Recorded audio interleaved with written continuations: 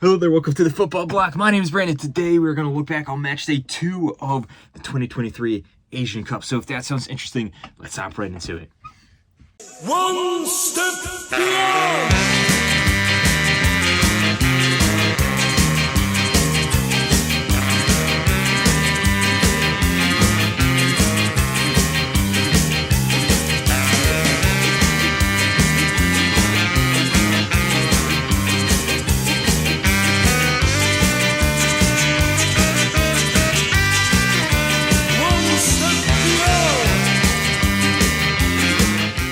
So match day 2 of the 2023 Asian Cup has come to a close.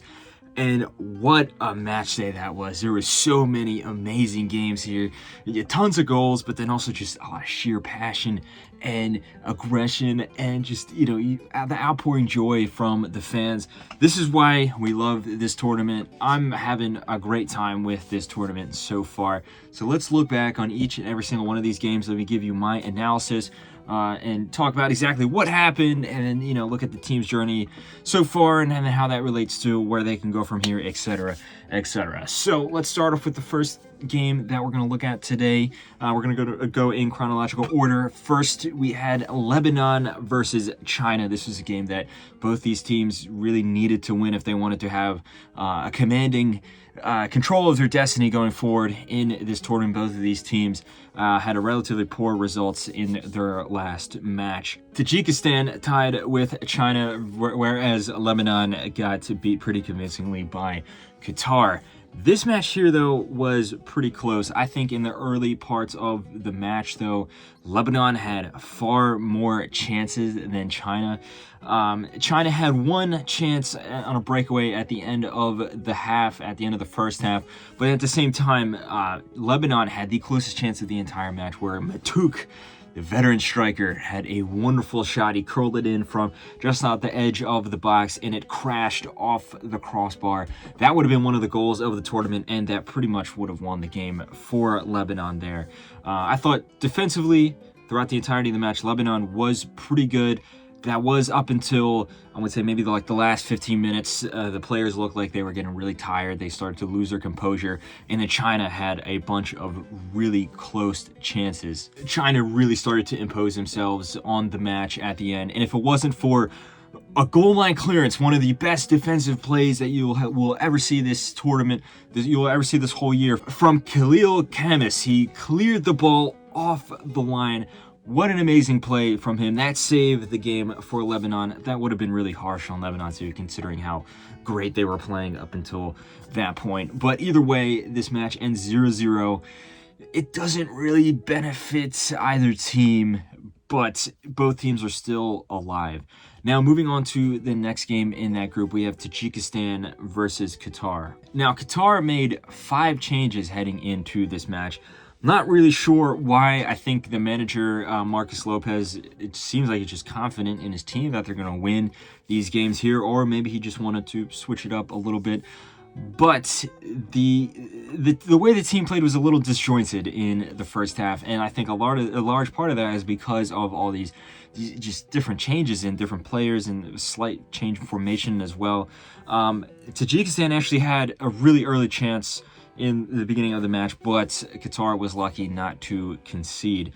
Shortly after, in the first half, Akram Afif scored a goal. Now, his finish was pretty nice. It was a good dribble. He, was able to slide it past the goalkeeper, but this was a very controversial goal because a lot of the players from Tajikistan were arguing that there was a foul in the build-up. They were trying to say that the goal shouldn't have stood because what led to the goal was a foul from one of the Qatar defenders.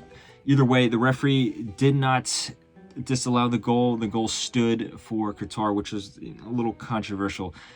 Afterwards, though, into the second half, Qatar grew into the game. They were playing a lot better. And then Tajikistan, they had a few chances. The goalkeeper for Qatar, Bassam Al-Rawi, almost made a critical mistake, but luckily for Qatar, they did not concede a goal there. Tajikistan started to play really aggressive. That's how their style is. They really try to pressure you into mistakes. I think they got a little out of hand, though. They did get a red card. And there was a lot of just the chippiness throughout this game. There was a lot of tense moments, a lot of fights. There was, like I said, that red card almost sprawled into a huge fight between the players from both teams. The coaches were screaming at each other. But amidst all the violence, I think Akram Afif rose above all the players on the pitch. He had an amazing performance. Akram Afif here, in my opinion, so far, best player of the tournament so far. Up next, we have Syria versus Australia, and this was a game that this was hard to watch, in my opinion, because Syria was so good, and yet they did not come away with anything from this match. They ended up losing 1-0 to Australia. Now, going into the match, I wasn't expecting Syria to win. I was expecting Australia to win. But if you just watch the match, Syria was the better team, especially in the first half. I think they completely outplayed Australia in the first half there. Now, I said before in this last video, Australia is bringing a team that is sort of a transitional period. It is this transitional period for an Australian team. They left a lot of veterans at home. They're bringing in a lot of young guys. And while they still are a very talented team, they aren't going to be, I guess, as clinical or as robust as they normally would. Syria, on the other hand, they're just relying on pure passion right here. They don't have a very talented squad. Their team is actually very reminiscent of Lebanon's team. The only difference is I think Syria have a lot more going forward for them and just a slight bit more talent overall in the team. For instance, in the first half, Sabag hit the post. He had a wonderful shot that crashed the post. It would have been a really nice goal into the near post. Syria had a bunch of other chances as well. They just didn't go in. Now into the second half, Australia would score. Irvine was able to basically bundle the ball into the net. A snapshot, really good finish from him, but it was a kind of an opportunity that came out of nowhere. Australia had little moments here and there, which is, inevitable when you have a team as talented as that. Matty Ryan made a mistake, but just like Bassam Al-Rawi in the Qatar game, he got lucky and was able to get away without causing his team to concede a goal. The match finishes 1-0 to Australia. Australia qualifies for the next round. They are through. Syria's still alive, but they need a big result in their next game. Moving on to the next game in that group, we have Uzbekistan versus India. Now, India I think, had a valuable performance against Australia. Obviously, they were outclassed, but it was still a valiant performance there. This game was very different, though. Uzbekistan scored early on, and I think that completely changed the complexion of the match. From that point on, India was looking at the bottom of a mountain. They were looking at the top of the mountain from the bottom. Uzbekistan completely dominated them, destroyed any confidence they had going forward from here. They had so many chances in the first half. They ended up winning. They ended up with a 3-0 lead by the end of the first half. They didn't score any more in the second half there, but the damage had already been done. I think Uzbekistan, a lot of people expect this team to play pretty good throughout this tournament. They had a bit of a disappointing performance against Syria. This is where we start to see that talent that everyone is talking about finally showing up for Uzbekistan. India did have a chance late on, but it was a little too late and they weren't able to capitalize on it. Next up, we have Palestine versus UAE. A very, very contentious game overall. Now, you would expect that UAE would be heavy favorites going into this game, especially when you consider the past result that Palestine had where they lost 4-1 to UAE. But this game was very open and was razor thin. In fact, I would say Palestine probably was the better team. Now, surprisingly enough, this game actually was in the middle of a rainstorm. I didn't know that there was rainstorms in Qatar. And I think that played into maybe how the momentum of the match went. Like I said, very open. Both teams had tons of chances. I think if you look at Palestine's team, they don't have a lot of talent. There isn't really, much going for them, but they relied on sheer determination, on sheer will, on pure grit. to go for it, and that carried them a long way. If you look at the passion from the fans in the stand, also, the worldwide outpour of praise considering everything that's going on in Palestine right now. Just the way that this team played, they really pushed UAE all the way to the finish line. Like I said, they had a bunch of chances. Both teams had a lot of chances, but I think Palestine had maybe the more dangerous ones. They lacked that cutting edge, and that is just because of the talent gap. They lacked the cutting edge to really put these chances away and to put the game to bed. The goalkeeper for UAE, Isa, had a wonderful match. Best goalkeeping performance we've seen of any goalkeeper so far this tournament. UAE would actually open the score with a great cross, deserved goal. But after that point, Palestine was in the driving seat. They won a penalty. There was even a red card for UAE, but unfortunately they missed the penalty. They would equalize in the second half. Another cross in from the wing. A Emirati player accidentally headed it into his own goal. Really comical own goal as well. It looked like he was trying to score on his own net. They tied it 1-1, and Palestine wasn't able to gain the lead. Like I said, they just lacked that little bit of a cutting edge. But the match finished 1-1. That benefits UAE.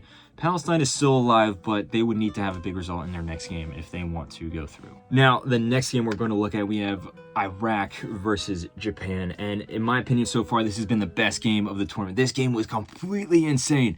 We talked so much about Japan, how they're this great team, how they're the best team in Asia, they're one of the best teams in the world. They should easily win this competition. And yet, they came away with a 2-1 loss here to Iraq. And it wasn't just a lucky result either. Iraq completely deserved it, especially in that first half display. Wonderful performance for them. They completely shocked Japan. Japan was shell-shocked.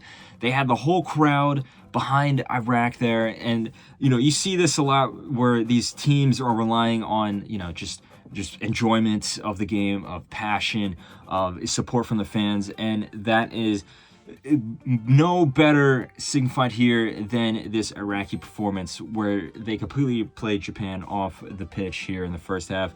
Like I said, Japan were completely shell-shocked. Nothing was working for them. They couldn't even piece simple passes together. Defenders are making mistakes. Midfielders are not able to get the ball to the attackers. And then Iraq was just pouncing on these mistakes. Ayman Hussein scored 2 goals, 2 headers to race to a 2-0 lead for Iraq there. Into the second half, Japan was able to compose themselves. They were able to kind of get their foot in the door a little bit. Iraq also was a little fatigued. You can't keep up a performance like that for 90 minutes. But still, Iraq was holding in there. They were still the better team. Like I said, Japan did have a few chances though, and that's inevitable when you have players as talented as that. But Rabin Sulaka had one of the best tackles you will ever see. The center back for Iraq, he made a game-saving tackle on a Japanese attacker there. Initially went to a penalty, but then the referee looked at it and it was correctly ruled that he got the ball. It was all ball there. Even though it was a tough challenge, it was all ball and no penalty awarded. Japan did score a goal. The Iraqi goalkeeper Jalil, he made a mistake at the end on a corner. He missed the ball. Endo scored, but still, it was too little, too late. Iraq came away with a 2-1 victory there, a momentous victory there, and they qualified for the knockout stage after their win over Indonesia in the last round. Speaking of Indonesia, their match was up against Vietnam, and this was another amazing game. I'm completely neutral here. I'm not really rooting for either team, but this was just a wonderful spectacle to watch. These two teams were going at it 110%, leaving nothing behind. I think that Indonesia was slightly better just in terms of their play, how dynamic they were. Vietnam probably has more talented squad though, but there isn't much to split between the two teams in terms of talent. Like I said, very aggressive game from the beginning, minute 1 to minute 90. Both teams are just going at it, and I think that Vietnam wasn't necessarily expecting Indonesia to be as aggressive, so that shocked them a little bit, because you can see there was players had a little bit of the jitters. Indonesia looked a little more composed, a little bit more comfortable in their play. And it was a bit of a defensive calamity from Vietnam. They could not deal with any long balls over the top. That's really where a lot of their problems came from. Indonesia capitalized on that. They got a penalty.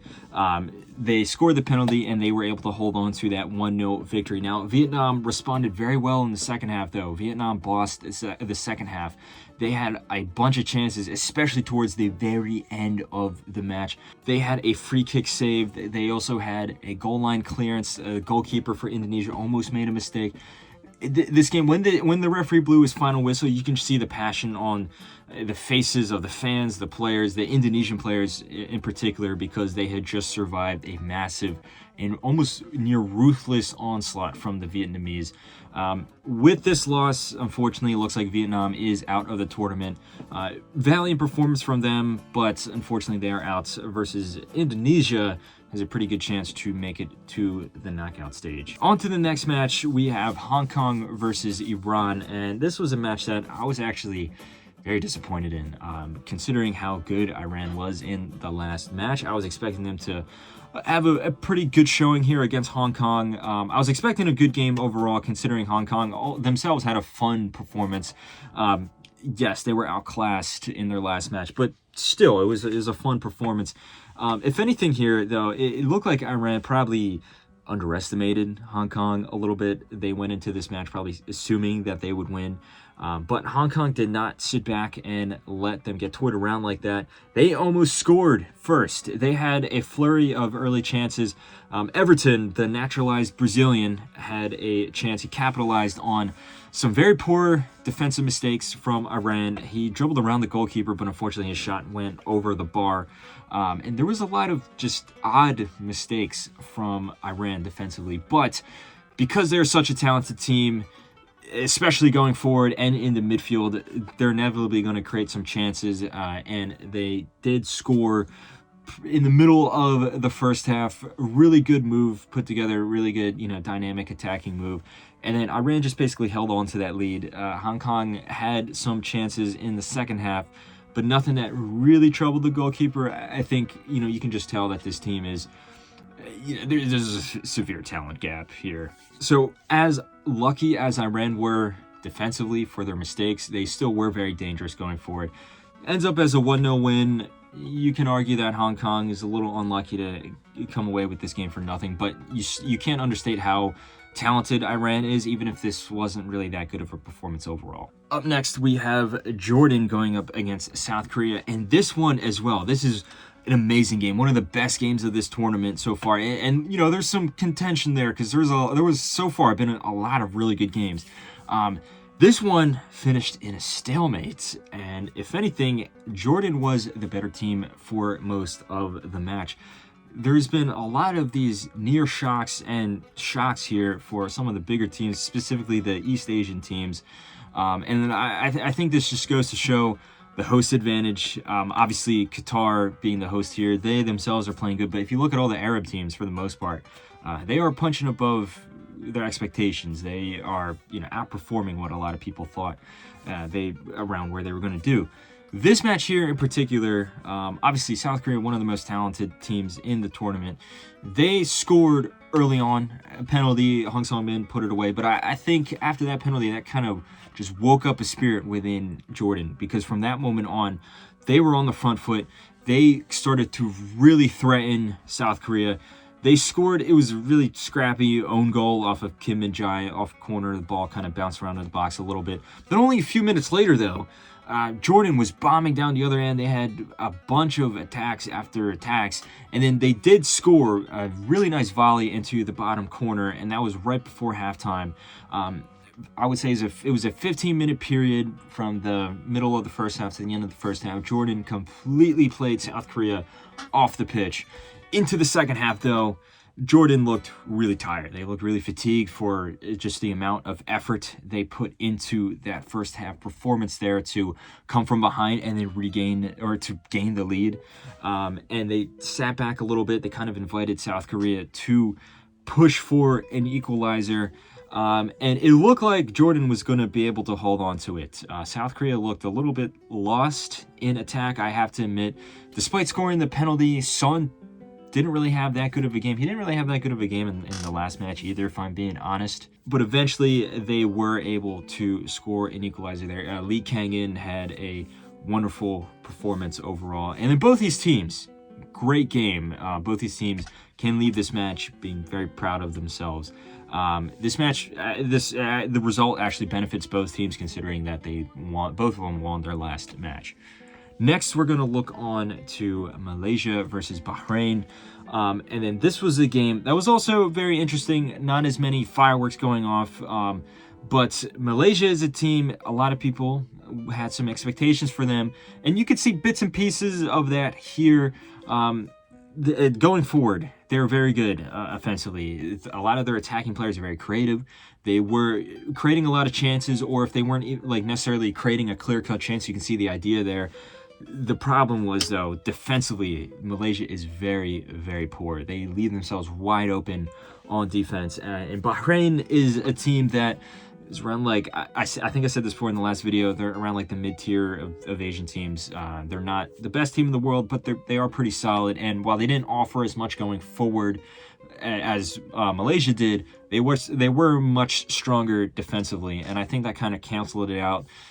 So it was, razor thin. This game could have gone either way, 50-50. And in the end of the day, it was a moment of brilliance that decided the match. Ali Madan of Bahrain scored a wonderful volley to win the match 1-0.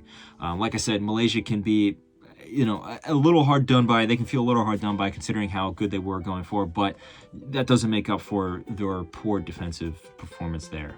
Next, let's look on to Oman versus Thailand. And it's funny because I just talked about how many great games we were looking at here. Unfortunately, this one is not one of them. This ended 0-0. A very boring game. Both these teams really didn't have that much going forward. I don't know why this game was really so boring. Perhaps they were tired out from their last performances, or just perhaps they were too afraid to lose because, a loss for either one of these teams would basically be it for them in the tournament. I'm very disappointed in Oman in particular because they had a really valiant performance against Saudi Arabia in the last match, and they couldn't really follow that up here with, a comparable performance. Very poor game overall. Nothing really to focus on here. Speaking of Saudi Arabia, last match we're going to look at in this video is their 2-0 victory over Kyrgyzstan, and this was a completely crazy game, not really for footballing reasons. This just on the pitch in terms of how it was a very violent game. It was very chaotic, and as a result, I don't think Saudi Arabia was able to play the game that they really wanted to play. They weren't able to have that kind of proactive, dynamic, attacking style of football that they can play. Kyrgyzstan, it seems their strategy was to just beat the pulp out of the Saudi players and break up any coherence. And while that did work to a certain extent, I think they're a little too heavy-handed in their approach. They eventually got 2 red cards. That is not a very good strategy when you have two less players on the field and you're trying to have this compact defensive stature and you're just losing guys left and right. So they kind of shot themselves in the foot there. Saudi Arabia did score. It wasn't a wholly, convincing performance, but like I said, this match was made very tough for them considering how Kyrgyzstan attempted to get a result out of it by just being so aggressive, so violent, for lack of a better term. So anyway, that has been my review for every single match at the 2023 Asian Cup in Matchday 2. Let me know what you think of all these matches. Which one is your favorite match? Because there's a lot to choose out of here. There's, of course, Iraq, Japan, Jordan, and South Korea, Indonesia, Vietnam. There was a bunch of great matches here. Let me know what was your favorite goal out of all of them, because there were some pretty nice goals as well. Make sure to type all your comments in the section below. Don't forget to like and subscribe. Share this video with a friend. Follow the Football Bloc on social media. But anyway, guys, I will see you later. Have a nice rest of your night. One step beyond.